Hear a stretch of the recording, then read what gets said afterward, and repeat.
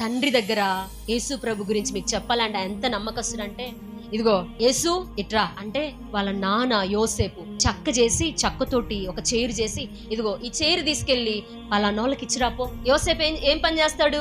వడ్రంగి పని. ఇదిగో ఈ చెక్క చేస్తున్నా నేను, ఈ చెక్క తీసుకెళ్ళి, ఈ చైర్ తీసుకెళ్ళి, ఈ టేబుల్ తీసుకెళ్ళి వాళ్ళకి ఇచ్చిరాపో అంటే వాళ్ళకు నమ్మకంగా నాన్న దగ్గర.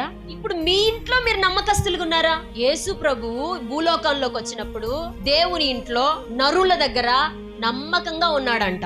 ఆడ భార్య మూలుగుతా ఉన్నా కూడా, కొంతమంది అన్నలారా నన్ను క్షమించుకోండి, ఒక్క పుట్ట మూలుగుతా ఉన్నా కూడా భార్యలు అన్నోళ్ళు ఏం పట్టించుకోరు, వెళ్ళిపోతానే ఉంటారు. మంచం మీద మూలుగుతా ఉన్నా కూడా భార్యలు, కొంతమంది వండి పెట్టేటోళ్ళు ఉండొచ్చులేండి, అలా అని అన్నలను వంట మాస్టర్లు చేయమాకండి. వాళ్ళు మూలుగుతా ఉన్నప్పుడు కొంచెం ఇంట్లో పట్టించుకోండి. హల్లెలూయా.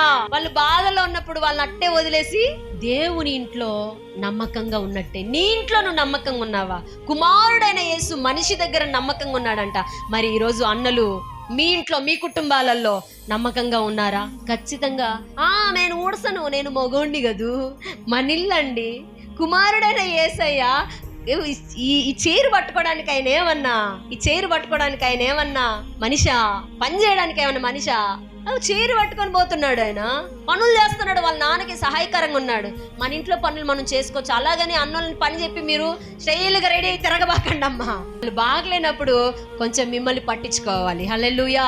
అంటే ఇంట్లో కూడా, పనుల్లో కూడా యేసు ప్రభు వారు ఏ పని చెప్తే ఆ పని. నేను దేవుణ్ణి కదా, నేను చెయ్యాలా, నాకు అవసరం అంటే 30 సంవత్సరాల వరకు తండ్రి కాడిని అణిగి మణిగి ఉన్నాడంట.